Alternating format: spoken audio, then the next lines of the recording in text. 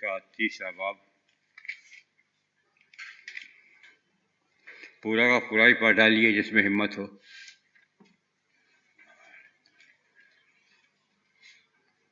میرے بھائیوں، تم میں سے بہت سے استاد نہ بنے، کیونکہ جانتے ہو کہ ہم جو استاد ہیں زیادہ سزا پائیں گے، اس لیے کہ ہم سب کے سب اکثر خطا کرتے ہیں۔ کامل شخص وہ ہے جو باتوں میں خطا نہ کرے، وہ سارے بدن کو بھی قابو میں رکھ سکتا ہے۔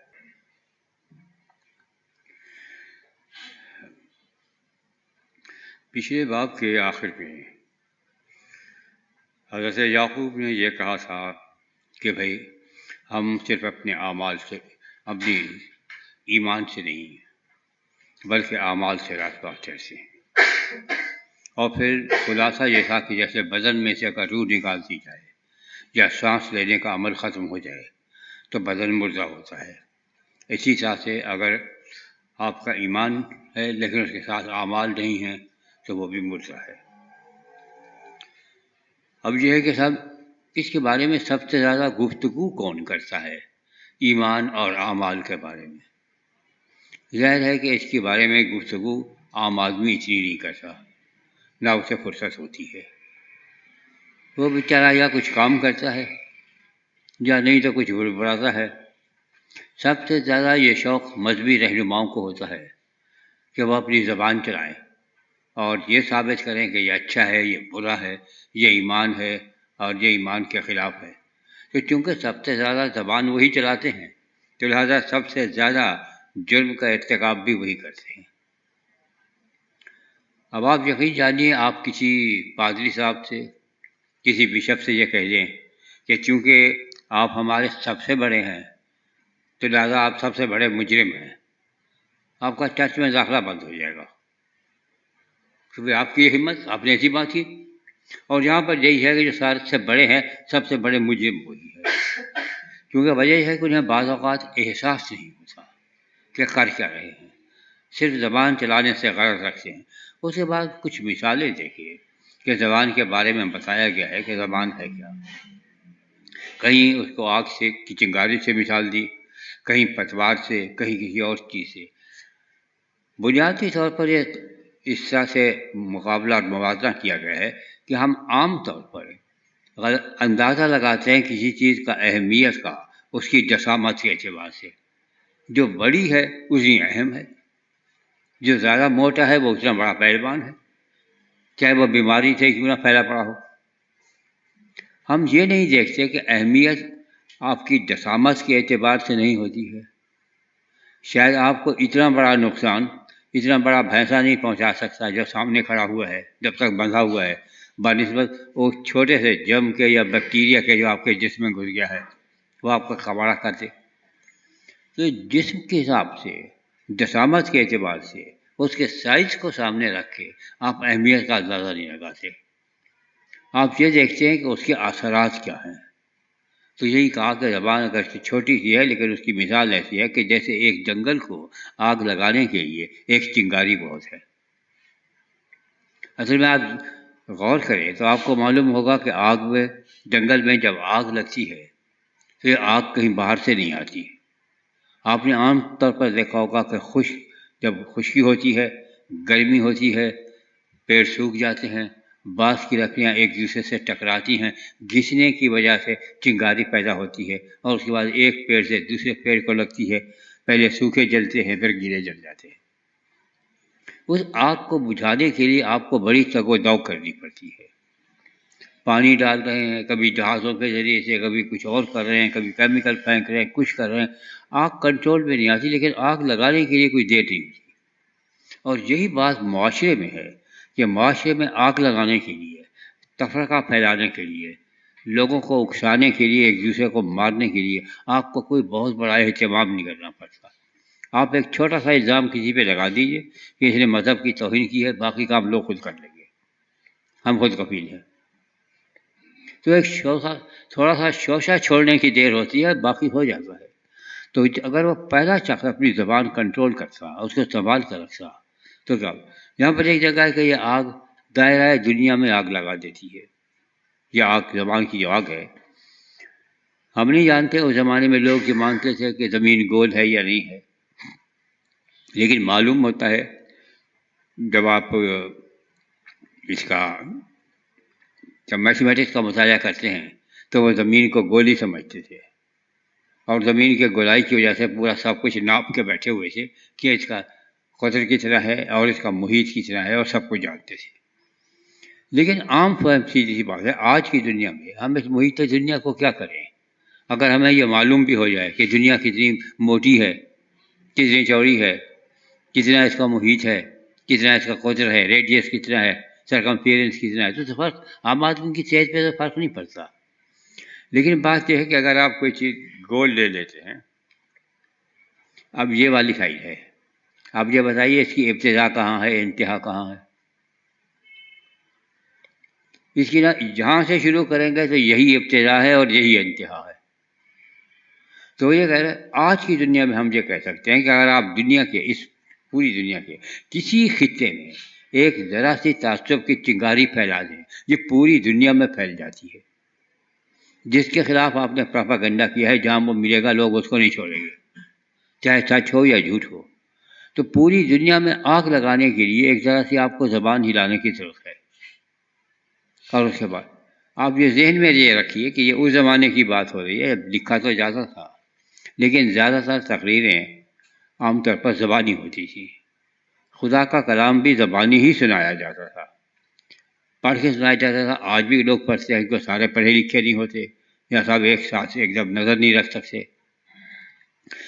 تو خدا کا کلام بھی آپ پڑھ کے سناتے ہیں، اسی زبان سے کام لیتے ہیں۔ ماں بہن کی گالیاں بھی اسی زبان سے دیتے ہیں، کوئی دوسری تو نہیں لے کے آتے، دو تو نہیں ہے، ایک ہی ہے۔ تو یہ کہہ رہے کہ یہ منافقت نہیں ہونی چاہیے انسان کے اندر کہ اسی سے خدا کی تعریف کرے اور اسی سے بیٹھ کے لوگوں کو جو خدا کی صورت پر پیدا ہوئے ہیں، یعنی خدا کی صفات کے حامل ہیں، ان کو بد دعائیں دیتا رہے۔ یہاں پر یہ نہیں کہا، اب ایک دفعہ ہم پھر پڑھتے ہیں، اسی سے ہم خداوند اور باپ کی حمد کرتے ہیں، اور اسی سے آدمیوں کو یا انسانوں کو جو خدا کی صورت پر پیدا ہوئے ہیں بد دعا دیتے ہیں۔ یہاں پہ انسانوں کا ذکر ہے، مسیحیوں کا ذکر نہیں ہے۔ یہاں اہل زمان ایمان کا ذکر نہیں ہے کہ صاحب مسیح کو گالی دینا تو جرم ہے، لیکن غیر مسیحی کو گالی دینا ثواب کا کام ہے۔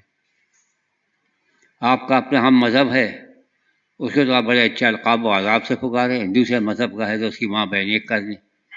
یہ ہے کہ وہ انسان ہونے کے ناطے اس کی عزت اور تکریم لازمی ہے، کوئی بھی ہے۔ آپ کو اس کے مذہب سے کوئی دلچسپی نہیں ہے، اس کی رنگ سے، نسل سے آپ کو کوئی دلچسپی نہیں ہے انسان، اور جب وہ انسان ہے تو قابل احترام ہے۔ لیکن ہم اسی سے خدا کی تعریف کرتے ہیں اور اسی سے لوگوں کو بد دعائیں دیتے ہیں، یعنی ایک طرف سے دعا کرتے ہیں اور ایک طرف سے بد دعا دیتے ہیں، اور دعا میں اور بد دعا میں کوئی فرق نہیں کرتے، تو ہم کیسے انسان ہیں؟ وہ کہہ رہے ہیں کہ ایسا نہیں ہونا چاہیے۔ اب اس کا پچھلی عبارت سے کیا تعلق ہے؟ دوسرے باب کا وہاں پہ چلا رہا تھا کہ ہم اعمال سے راست باز کرتے ہیں، ایمان کے ساتھ ساتھ، اکیلے اعمال سے نہیں۔ لیکن اعمال تو اچھے بھی ہوتے ہیں، برے بھی ہوتے ہیں۔ کون سے اعمال سے؟ تو یہاں پہ تشریح کی جا رہی ہے، کچھ اعمال اچھے ہیں، کچھ اعمال برے ہیں۔ اچھے اعمال پہ کوئی اعتراض نہیں ہے، لیکن برے اعمال پر اعتراض ہے، کوئی بھی کرے، چاہے بڑے سے بڑا کیوں نہ کرے۔ کیونکہ اگر یہ ایسی مجبوری ہوتی، جیسے آیت سے یہ نکال لیتے ہیں کہ ہم میں سے کوئی سچ بول ہی نہیں سکتا، شکریہ، کوئی شریفانہ زبان استعمال کر ہی نہیں سکتا، ہم تو مجبور ہیں، ہماری فطرت ایسی بنائی گئی ہے، خود لکھا ہے۔ تو اگر ایسا ہے تو پھر یہ جملہ ایسا نہیں ہونا چاہیے، اس کا کیا مفہوم ہے؟ نہیں ہونا چاہیے، ظاہر ہے کہ ایسا ہم کر بھی سکتے ہیں اور نہیں بھی کر سکتے۔ اگر ہم مجبور ہوتے صرف گالیاں ہی دینے پہ تو پھر یہ نہیں کہنا چاہیے کہ ایسا نہیں ہونا چاہیے، بھائی ایسا خدا نے بنا دیا، اب کیا کریں؟ پھر ایک فطرت کی ایک اور مثال دی، اور وہ یہ کہ کیا کبھی انجیر کے درخت سے زیتون اور انگور میں انجیریں پیدا ہوتی ہیں؟ نہیں۔ اگر آپ کو انجیریں چاہیے تو آپ انجیر کا پیڑ ڈھونڈتے ہیں، آپ کو امرود چاہیے تو امرود کا پیڑ ڈھونڈتے ہیں۔ آپ یہ نہیں کہ انجیر کے پیڑ میں امرود ڈھونڈتے رہیں، آپ بیری کے سامنے کھڑے رہیں، وہاں سے بیر ہی ملیں گے اور کہیں نہیں میں تو یہاں پہ انگور لینے آیا ہوں، نہیں، ایسا نہیں ہوتا ہے۔ اور پھر آخر میں ہے کہ کسی طرح کھاری چشمے سے میٹھا پانی نہیں نکل سکتا، اور یہ بالکل غلط ہے۔ بالکل کھاری پانی سے چشمے سے میٹھا پانی نکل سکتا ہے۔ ایسے عتیق میں اس کی آپ کو مثالیں ملتی ہیں کہ وہ ایک جگہ پہنچے، پانی تھا لیکن کڑوا تھا، پیا نہیں جاتا تھا، لوگوں نے شکایت کی، حضرت موسیٰ علیہ السلام نے پروردگار سے دعا کی تو انہوں نے کہا کہ فلاں لکڑی ہے وہ جا کے اس میں ڈال دو، لکڑی ڈالی، پانی میٹھا ہو گیا، اب اسی چشمے سے میٹھا پانی سے نکل رہا ہے۔ تو یہ کیسے کہتا ہے کہ نہیں نکلتا؟ جب آپ یونانی دیکھتے ہیں تو وہاں پہ ٹینس آپ کو یہ بتاتا ہے کہ مفہوم یہ نہیں ہے کہ کھاری چشمے سے میٹھا پانی نہیں نکلتا، بلکہ ایک ہی وقت میں ایک چشمے سے کھاری اور میٹھا پانی نہیں نکل سکتے۔ یہ ہو سکتا ہے کہ آج پانی میٹھا ہے کل کھاری ہو جائے، آج کھاری ہے کل میٹھا ہو جائے، لیکن ایک ہی وقت میں یہ نہیں ہوتا کہ میٹھا بھی نکل رہا ہو اور کھاری بھی نکل رہا ہو۔ تو وہ ایئرسٹینس کا ترجمہ کرنا یونانی زبان میں عذاب الہی سے کم نہیں ہے، کیونکہ ایئرسٹینس کو کبھی کبھی آپ پریزنٹ ٹینس میں کرتے ہیں، کبھی پاسٹ ٹینس میں کرتے ہیں، کبھی پاسٹ پرفیکٹ میں کرتے ہیں، سیاق و سباق کو دیکھنے کے بعد۔ اب آپ کہتے ہیں کہ یہ بات تو آپ کی بہت اچھی ہے، زبان کا غلط استعمال نہیں کرنا چاہیے، کسی کو گالی نہیں دینی چاہیے، بری بات نہیں ہے، لیکن سوال یہ پیدا ہوتا ہے کہ ہم گالی دیتے کیوں ہیں؟ کون سی تکلیف ہوتی ہے جو گالی دیتے ہیں؟ اور پھر کس کا مذاق اڑاتے ہیں؟ ہم لوگ عام طور پر سردار جی یعنی سکھ جو ہیں انہوں کا مذاق اڑاتے ہیں، پٹھانوں کا مذاق اڑاتے ہیں، لیکن کبھی آپ نے سوچا کہ ہم یہاں پہ رہتے ہوئے کبھی یہ کہہ رہے ہوں کہ ریڈ انڈینس کا مذاق اڑانے کے لیے ہم نے لطیفے گھڑے ہوں، کورینس کے لیے نہیں؟ کیوں؟ بات یہ ہے کہ ہمارے اوپر سکھوں نے کافی عرصے تک حکومت کی، اور پورا کا پورے پنجاب کے اوپر حکومت تھی رنجیت سنگھ کی۔ اب ہمارے اختیار میں ہے نہیں کہ ہم ان کا مقابلہ کر سکیں، ہم اگر لڑاکا ہیں تو وہ ہم سے زیادہ لڑاکا ہیں، ہم تو گھر سے لائیں گے تلوار و خنجر ساتھ لے کے پھرتا ہے، وہ اسی وقت ادار چکا دے گا، ہم چونکہ اس کا مقابلہ نہیں کر سکتے تو لہٰذا اب ہمارے پاس ایک طریقہ یہی رہ گیا ہے کہ اس کو گالی دیں۔ آپ ہمیشہ اس کا مذاق اڑاتے ہیں جو آپ سے طاقتور کسی زمانے میں رہا ہے اور آپ اس کا مقابلہ کر نہیں سکتے۔ پٹھانوں کا بھی اسی لیے مذاق اڑاتے ہیں کہ پٹھانوں کی حکومت رہی ہے، یہ غوری ووری سوری کیا تھے، سارے پٹھان تھے، افغانستان سے آتے تھے، برآمد ہوتے تھے، تو انہوں نے حکومت کی ہے انڈیا پہ اتنے عرصے تک۔ اب ہم ان سے تو لڑ نہیں سکتے تھے، اب کیا کریں مجبوراً، اب یہی ہے کہ بھائی ان کو گالی دو یا ان کا مذاق اڑاؤ۔ تو معلوم یہ ہوتا ہے کہ بنیادی طور پر ہم میں ایک حکمت کی کمی ہے، وہ یہ ہے کہ آج وہ حاکم ہے اور ہم اسے گالی دے رہے ہیں یا اس کا مذاق اڑا رہے ہیں، تو کل کو کوئی اور ہوگا۔ ہم آزاد بھی ہو جائیں تو تب بھی تاریخ جب اٹھا کے دیکھیں گے تو کسی نہ کسی زمانے میں ہم محکوم رہے ہیں۔ اب تاریخ اٹھا کے دیکھیں، آپ کو معلوم ہوگا کہ آج مصر آزاد ہے، لیکن ایک زمانہ تھا جب مصر آزاد نہیں تھا، مصر پہ فرعون کی حکومت تھی۔ جمال عبد الناصر نے بڑے فخری انداز میں کہا تھا کہ نحن ابناء فرعون، ہم فرعون کی اولاد ہیں، اور اس کا جواب بالکل صحیح تھا کہ ہم عرب نہیں ہیں، ہم فرعون کی اولاد ہیں۔ عرب کبھی گورے نہیں ہوتے، مصری گورے ہوتے ہیں، عرب تو کالے ہوتے ہیں، تو یہ کہاں سے آ گئے؟ لیکن ان کی غلامی میں رہے، پھر آزاد ہو گئے، پھر کبھی کسی اور کی غلامی رہے، پھر اس کے بعد یہ ہوا کہ انگریزوں نے قبضہ کر لیا، پھر فرانسیسیوں نے قبضہ کر لیا۔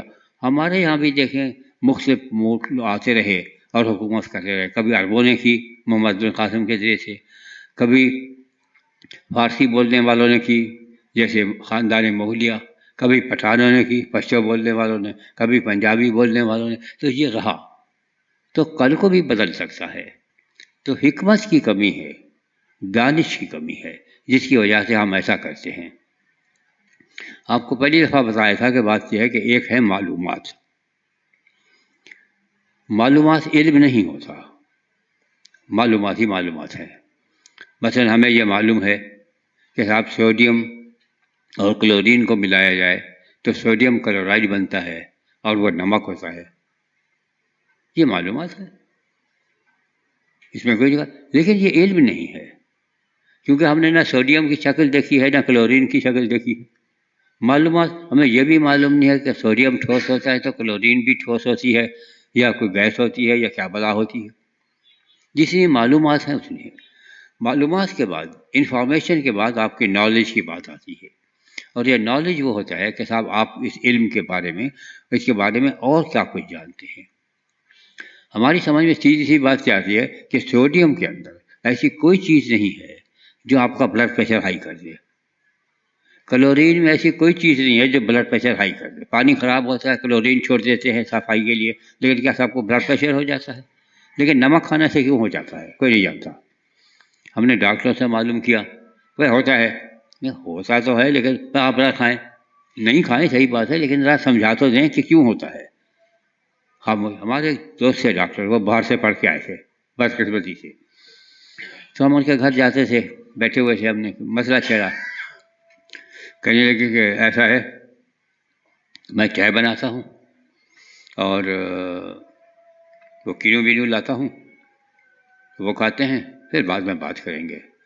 اور کہنے کہ کچھ لوگ کینو نمک سے کھاتے ہیں تو نمک بھی چھوڑ کے جا رہا ہوں، نمک کھلا چھوڑ کے چلے گئے، اور وہ ہمارے سامنے رکھ دیا پلیٹ میں۔ گئے چائے بنانے میں کافی دیر لگائی، پھر آئے لے کر آئے، کہنے لگے کہ ذرا نمک کو ہاتھ تو لگائے، ہاتھ لگایا، گیلا ہے، میں نے کہا پانی ڈالا، تو ہم نے تو کچھ بھی نہیں کیا اس کے ساتھ۔ تو کہنے لگے کہ معلوم ہوا کہ نمک میں ایک خوبی یہ ہے کہ یہ رطوبت جذب کر لیتا ہے ہوا کی، اس لیے یہ ہو جاتا ہے گیلا۔ تو جب آپ نمک استعمال کرتے ہیں وہ آپ کے خون میں سے رطوبت جذب کرتا ہے، نتیجہ یہ ہے کہ خون گاڑھا ہو جاتا ہے۔ خون کی گردش کرنے کا راستہ تو اتنا ہی ہے۔ اب اس میں جب پہلے پتلا خون چلتا تھا تو آرام سے نکل جاتا تھا، اب وہ گاڑھا اور موٹا ہو گیا ہے تو جب وہ چلے گا تو آپ تکلیف تو دے گا۔ سمجھ میں آ گئی بات؟ ہم نے کہا تو یہ ہے نالج، کیونکہ یہ باہر سے پڑھ کے آئے تھے، یہ ان کا سمجھانے کا طریقہ تھا اور قاعدے کا تھا۔ نالج کے بعد تیسری بات آتی ہے آپ کی وزڈم کی، کہ جو آپ کو یہ اب عقل عطا ہوئی ہے، جو یہ معلومات وہاں پہنچائیں اور سمجھنے لگے ہیں کیا ہے، اس کا استعمال کیا کریں گے؟ اب اس کا استعمال یہ ہے کہ ہمارے ایک اور دوست تھے، ان کو کھانسی تھی، ڈاکٹر کے پاس گئے، ڈاکٹر نے دوا لکھ دی، اتفاق سے ہم ہوٹل میں جا کے چائے پی رہے تھے، تو ان کا یہ کیا ہے بھائی؟ کہنے کا یار یہ دوا ڈاکٹر سے لکھوائی ہے، کھانسی ہو رہی ہے، گلا خراب ہے۔ اور میں نے کہا خدا کے بندے ڈاکٹر کو بتایا نہیں؟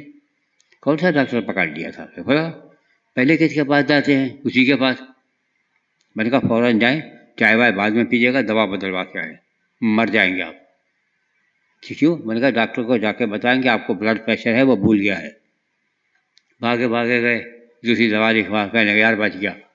بات کیا تھی کہ ڈاکٹر کے پاس اتنے مریض آتے ہیں، اب اس کو یاد نہیں ہے کہ اس کو کیا تکلیف ہے، روزانہ اتنے آتے ہیں، یہ کوئی مستقل مریض ہو تو اس کے بارے میں تو کچھ ہے۔ ان کو ہائی بلڈ پریشر تھا، جو دوا لکھوا کے لائے تھے اس کے بعد جو فارمولہ لکھا ہوا تھا پہلے ہی لکھا ہوا تھا سوڈیم کلورائڈ کا، بلغم نکالنے کے لیے۔ وہ تو ٹھیک ہے بلغم تو نکالتا ہے، لیکن ان کے جو دم نکل جائے گا اس کا کون ذمہ دار ہے؟ تو وزڈم یا حکمت جو ہے وہ یہ تقاضا کرتی ہے کہ اب علم کا استعمال کیسے کریں۔ اب ہم آپ کو ایک اور مثال دیتے ہیں کہ ہمیں معلوم ہے ایک زمانہ تھا جب ہمیں معلوم نہیں تھا کہ اس چیز کے اندر کتنی طاقت ہے۔ بڑی چیز ہے جو بڑی طاقت ہوگی، چھوٹی ہوگی چھوٹی ہوگی، لیکن کتنی ہے کوئی نہیں جانتا تھا۔ البرٹ آئن اسٹائن نے میتھمیٹکس سے کیلکولیشن کر کر کے یہ کہا کہ بھائی یہ ہوتی کیا ہے، یہ آپ کے اس کے اوپر ہے، حجم کے اوپر ہے، اور E=mc² بنا دیا کہ ایک اگر ہے گرام ہے اس میں سے اتنی طاقت خارج ہوتی ہے۔ بہت اچھی بات ہے، یہ آپ کی معلومات بھی ہیں، آپ کا علم بھی ہے، اور آپ ثابت بھی کر سکتے ہیں ایسا ہوتا ہے۔ لیکن حکمت کا تقاضا یہ ہے کہ یہ جو اتنی طاقت حاصل ہو رہی ہے اس کو ہم کس کام کے لیے استعمال کریں۔ ایک کام تو یہ ہے کہ آپ اس طاقت کو بجلی پیدا کرنے کے لیے استعمال کریں، اور دوسرا یہ ہے کہ آپ اس سے ایٹم بم بنا لیں اور کسی پہ دے ماریں اور آبادی کی آبادی تباہ کر دیں، ہیں دونوں ایک ہی فارمولے پہ۔ تو حکمت یہ کہتی ہے کہ صاحب آپ یہ دیکھیں کہ آپ کا بھلا کس میں ہے، بنی نوع انسان کا بھلا کس میں ہے اور نقصان کس کا ہے۔ اب اگر ہمیں معلوم ہو گیا کہ صاحب نمک میں یہ خرابی ہے کہ اس میں بلڈ پریشر ہائی ہو جاتا ہے، اور ہمیں معلوم ہو کہ خدا نہ خواستہ کہ گیل صاحب کو ہائی بلڈ پریشر ہے، اور ہم ان کی دعوت کریں گھر پہ اور ان کو نمکین کھانا کھلائیں جس میں نمک بہت زیادہ ہو، تو کیا ہوگا؟ یہ کہ یار نمک زیادہ، یہ کچھ نہیں، آپ کا زبان خراب ہے، بخار سے ابھی اٹھے نا، زبان اچھی کڑوی ہو جاتی ہے، لگتا ہے، کھائیں کھائیں، تو ہم ان کو مروا دیں، تو یہ حکمت کا تقاضا نہیں ہے۔ اس لیے اس کے بعد جو ہے 13ویں آیت سے، تم میں دانا اور فہیم کون ہے، کہ اب یہ ہے کہ آپ نے کہا زبان تو لگا دی ہے خدا نے، اور آپ نے یہ بھی بتا دیا کہ اس کے فائدے بھی ہیں، اس کے نقصانات بھی ہیں، جسے آپ لوگوں کو دعائیں بھی دے سکتے ہیں، اسے بد دعائیں بھی دے سکتے ہیں، ان کا بھلا بھی چاہ سکتے ہیں اور ان کا برا بھی چاہ سکتے ہیں، بلکہ آپ پوری دنیا میں آگ لگا سکتے ہیں۔ اب اگر آپ میں حکمت کی کمی ہے تو پھر کیا کریں؟